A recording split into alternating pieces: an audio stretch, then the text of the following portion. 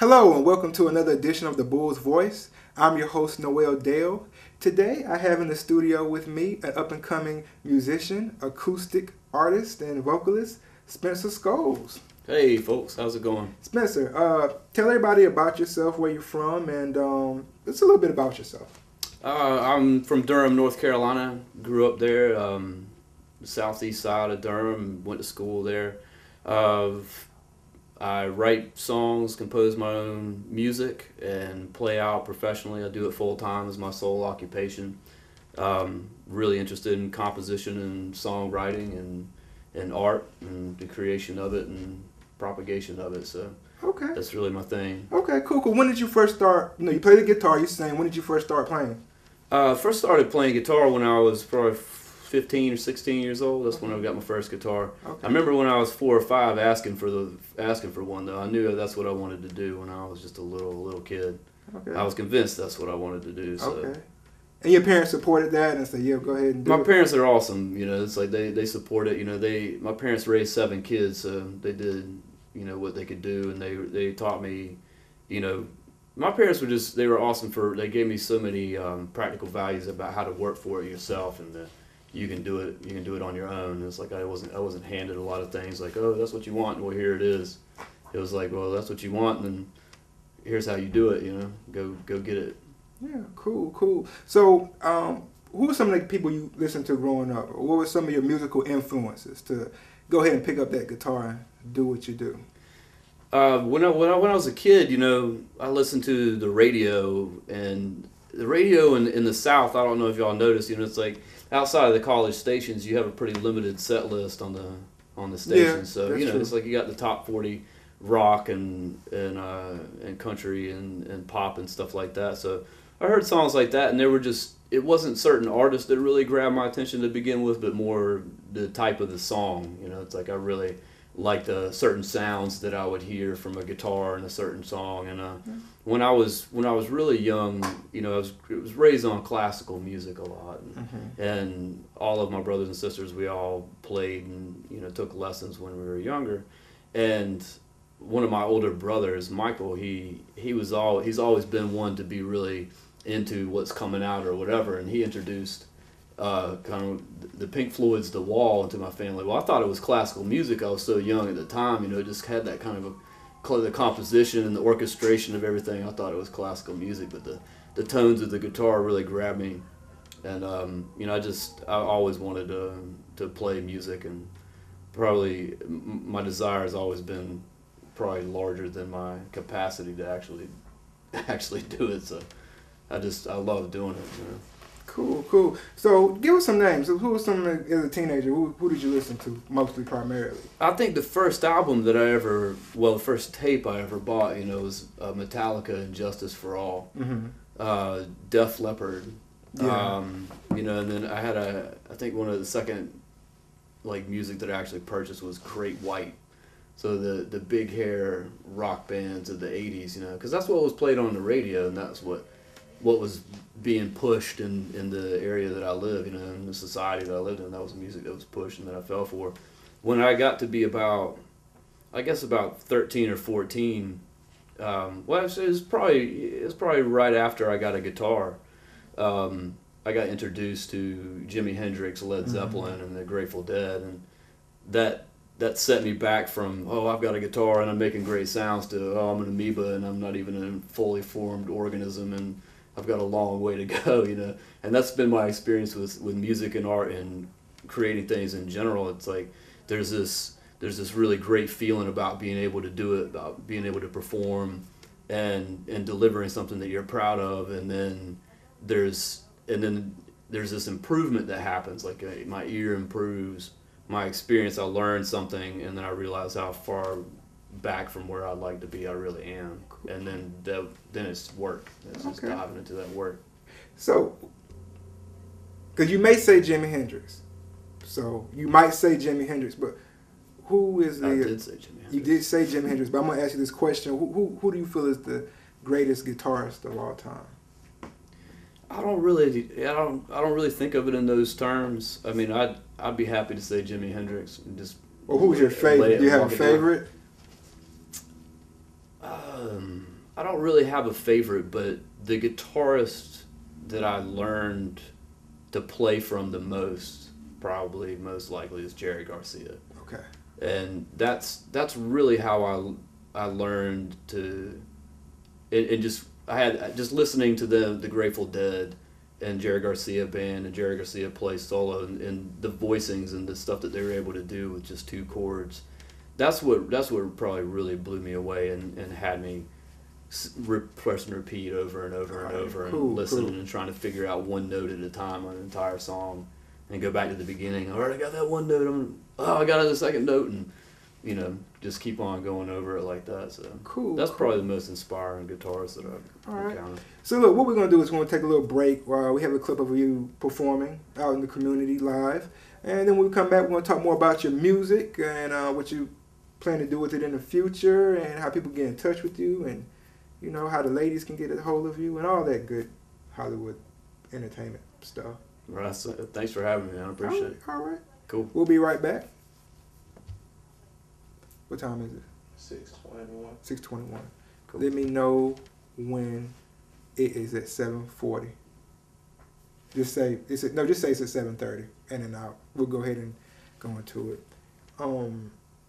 So yeah, that was pretty good. I want to talk about the next segment. Have some fun, man. Talk about your music, man. And we could play with the guitar a little bit, 'cause I thought that would be cool. You show me, see if I can catch a note or two and everything, and then we'll talk about the future, the project, the title. If you want to do some outlet plugs where people can get in touch with you. If you want to donate, support, come out to a show, whatever you want to say, man. And then we'll wrap that up about 10 to 12 minutes, and going into the performance. Okay. I'll probably just tell them my name, to let them spell my name, because otherwise. I'll put your list of your show okay. dates up there at the end of the show too. 7:15. Okay. Let me know it's at 7:35. Oh man. See, once you get, it's all the pre-work and post-work that's the work. Once you get shooting. 7:30. 7:30. It just happens. Yeah. Don't let me go past 7:35. Don't let me go past 21:50 when I start going on your cameras. Don't let me go past 21:50. So wait a minute.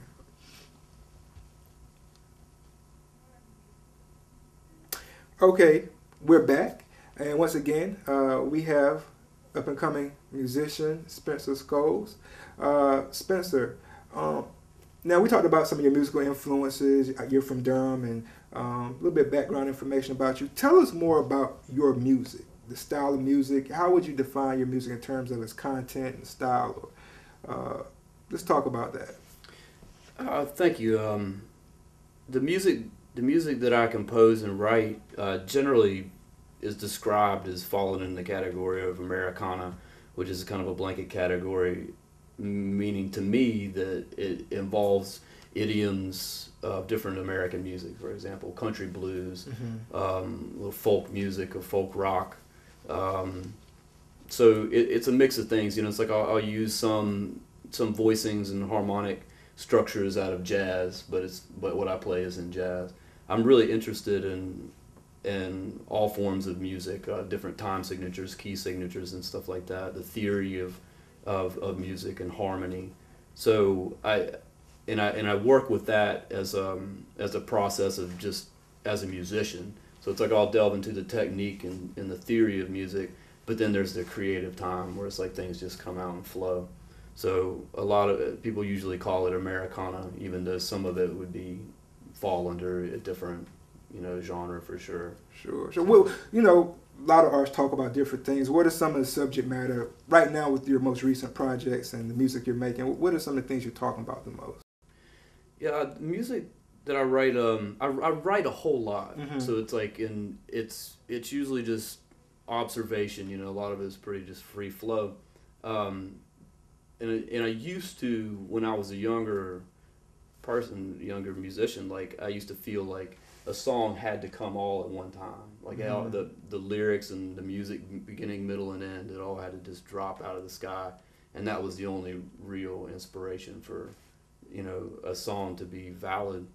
And I don't feel that way anymore. I have songs that they're fully formed, but there's these subtle changes and opportunity to like really develop it even more. And so when I sit down with a song, or I'll sit down and I'll record, and I'll come up with something, or something will happen that I really like the sound of. And I'll go back and listen to it, and sometimes it'll sit for months, sometimes it'll sit for years, and then combine with something else later on, and just makes sense. And for me, I feel it, I know when it makes sense and when it stands on its own. And sometimes there'll be a portion of something that stands on its own, but then it doesn't have no development after that. It doesn't, as a whole, it doesn't. And so, I'll have to go back and sit with that and see kind of what comes out of it. Okay. Well, okay, your most recent song that you may have made, what was it about? Let's see. Well, I've written quite a bit lately. I guess the one that stands out the most, that's gotten the best response from people so far, it's about a relationship. Yeah, that's how it normally goes. Yeah, that's what I was getting at. Yeah. Okay. And you know what my next question was? Who was she? Oh yeah, who was she, or who is she? You see, I was trying to dig without really, I was trying to get in your business so everybody would know. Oh yeah, all my business. Yeah. Yeah, well, it's the song is it's the name of the song is "Without You." Mm-hmm. If that tells you anything. That's how it normally is. Yeah. Yeah. So, and then the standout line in the song is, "I know you're thinking of me too." So it's positive. You can look at something. The bad and say thing is, something. like, they're thinking about you, but if you ask, are you thinking about it? Like, not really. Yeah. I'm thinking about these bills I had to pay. Yeah, they're not gonna answer the phone. Yeah, she ain't gonna answer the phone. Get a sandwich, but I really wasn't thinking about you Yeah. like that. Yeah. It's just, I guess it's about just finding that confidence in yourself. It's like when it's love and it's real, it's like it might not survive, it might die, it might not be sustainable, but it's real, and it's positive, it's healing, it's something that's worthwhile. So even though something might end or go away, it's like you learn, and I think as people, we get deeper because of it. Man, I like this guitar you have here too, man. This is very nice. It's an acoustic guitar. I think I know that much. Yeah, acoustic steel string. Now tell me this: is there a difference? Because I want to learn how to play the guitar. What? The guitar. Yeah. Shoot. Guitars are cool. So some of them. I don't get that a whole lot. Well, I would be cool if I picked one up. Yeah. Because I'm gonna be cool regardless. Yeah, but anyway, tell me this though: is there a difference? Is there a difference between acoustic guitar? Because I remember I wanted a guitar, and my mother was like, "Well, I'll take you to a guitar class." And she's like, "Yeah, let's start." I'm like, "No, I don't want to mess with. I want the electric guitar because I want to run across stage and jump in the. That's what I want. Yeah. You want to be the star. I want to be wild. Yeah, I want to be wild. Yeah, that's more folky. That's more, That's from sitting around the living room. Yeah, I ain't want to sit around. I want to run somewhere. Yeah. So, is there a difference between acoustic guitar and electric guitar? Yeah, for people who don't know. Difference is enormous. I mean, the actual physical difference of holding the guitar. Hey, why don't you get it? Yeah. We don't have electric to compare it with. Yeah. Let's see what I can do here. So with an acoustic, the sound is all coming from the face of the guitar. When you pluck a string, the sound vibrates from the face. When you're dealing with an electric, the body, it vibrates, but you're running through an amplifier. This feels kind of, big. It is a big guitar. It's called a dreadnought guitar, just because of the shape of being in a dreadnought. So if I wanted to play a note, how would I? If you had to give me a quick 10-second lessons on how to play some notes, what do I do? Quick 10-second. You want it just to balance against your body, so it's like you're not supporting it with your left hand. You want that to be feel free. Yeah. This is my bass. Yeah. Okay, right here. And you want to feel comfortable, and the reason I have you holding it like that, because if you set it to the side, then your arms way up in the air. You kind of want it to be comfortable. You don't want to be jacked up one side or the other. I'm a pretty strong guy, so this is too So hard. then you're gonna bring your fingers down on the tips of your fingers. You're gonna bring it down on one of the strings in between the frets. Yeah. And then I got that. Yeah, and then pluck that string. Now, if it sounds dead, you gotta press down a little harder and hold it a little tighter, little tighter. Let's try the other one. Yeah, try that. Let's try this one. Hold on, I didn't do it right. That's close. Yeah, you're getting close. Yeah. It's not easy to do with the steel string. That's one of the things about it. Let's watch this. I'm gonna play. I'm gonna make a song in like 5 seconds. Here we go. Yeah, bust it out. Hold on, I got it.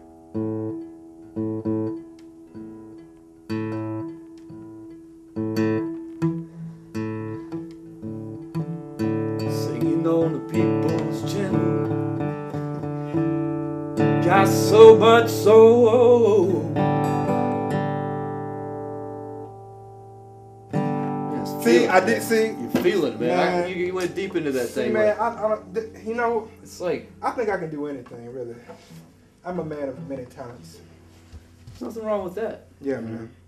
And that's why I'm here. I mean, it's like if you didn't have this talent, you know, it's like I wouldn't be on TV right now. Appreciate that. Thank you. Millions of adoring fans and listeners. Appreciate it. I really do. Hey. So let me ask you. So if somebody did want to go into playing the guitar and eventually electric guitar, is this the ideal guitar to start on, or can you go straight to electric? Yeah, you can go straight to electric. That's what I'm going to do. See, electric's easier with your fingers. It's easier to fret. See, this is more tension. You know what? That's probably why I wasn't getting it right at first. Yeah, it was. Yeah, that's what it is. You just need an electric. Yeah. You know, but the electric's more sensitive to rhythm. Man, I would go with my electric guitar everywhere. I go through the mall. Just carry it around. I go to DMV with it, man. I wouldn't care, man. Well, you know they got little amplifiers you can clip onto your belt. You can plug in with the electric and just walk around playing. So if you all see me out there in Durham with an electric guitar or Raleigh, hey, he inspired me, so that's what it is. Hey, so that's what it's gonna be. I won't take credit for the guitar lessons till I see some improvement. And you used to give some guitar lessons in the area too. Yeah, I still give guitar lessons from time to time. Okay. Yeah, so we'll let people know how to get in touch with you if they ever want to do that in the near future. But let's talk about the future. You got a current project you're working on, right? Yes. Okay, yeah. tell us about the album that you're recording and everything that you're going through with that right now. Over this past year, I toured full time, mostly in Virginia, but I toured regionally South Carolina, North Carolina, and I was playing 2 to 6 nights a week, every week. And I came back home. I've been writing a couple hundred pages a week. I've been inspired by some musicians and artists that I've been around and worked with, and I started trying to narrow that down and found the process where I have all these songs. So I wanted to record an album. Due to cost and stuff like that, I have very little time and finances. So I'm going to do a solo acoustic album where I'm going to go and record everything live. I'm recording at Studio M in Durham, which came highly recommended. Mark Simonson and Tom Canova are the producers and mixing engineers, respectively, there. And very excited about that. The thing is like, as an artist, I'm working really hard, but I don't make a lot of money doing it. And so I actually need fan support to actually fund the album. Okay. And on top of that, I planned a national tour of 73 cities. Wow. Yeah, so I built a spreadsheet. You're going to be really tired. Well, yeah, I would be tremendously tired. The thing is the cost isn't going to work out. It doesn't look like that I won't be able to do the whole tour in one swoop, is what I wanted to do, which is clockwise around the country. Very ambitious project. Yeah. So I'm going to have to work with that and scale that back, but I'm definitely beginning the tour on March 22nd in Charlotte. Okay. Three gigs in Charlotte over the course of 2 days, and then heading down to Charleston and going around the country until I get to San Fran. And before we end the show, we'll post a tour date, so any of you all want to follow up with Spencer, you definitely can find out where he's going to be at. So what's the name of this project, this album that you have coming out? You know, the first thought I had, it's been with me for a long time, was Loser. Okay. Yeah, see, yeah, so you flinch, and that's what most people do. They flinch, so it's like I'm open to You know their what? being... I don't mind. I wouldn't mind that title, but I would think you may want to use that after you've been really winning. So therefore, you get away with it. Yeah, you don't want to just advertise I'm a loser. Yeah. No, yeah. Have you ever thought about winner? No.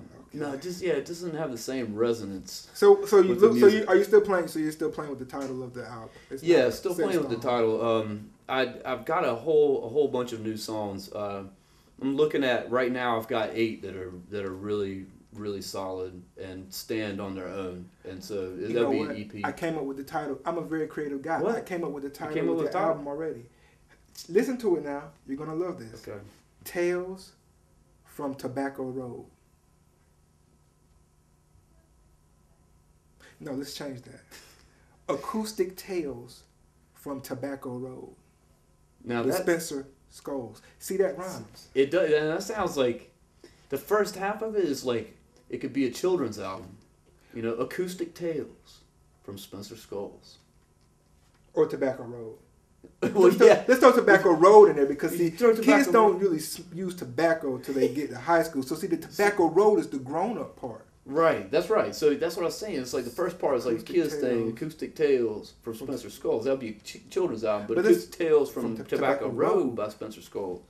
I might have to sit on that and actually Do write it. songs for that, like about hey, man, Tobacco we're Road. buddies, man. We've We known got time. each other for a while, man. That's true. We help each other out. We'll that's brainstorm on it. That's a hot title, or you can take that title and manipulate it. But I think that sounds cool, and I'm a cool guy. You are a cool guy. Yeah, see, so you gotta Yeah. do it, man. You gotta do it. We'll do So, tell us how people can get in touch with you.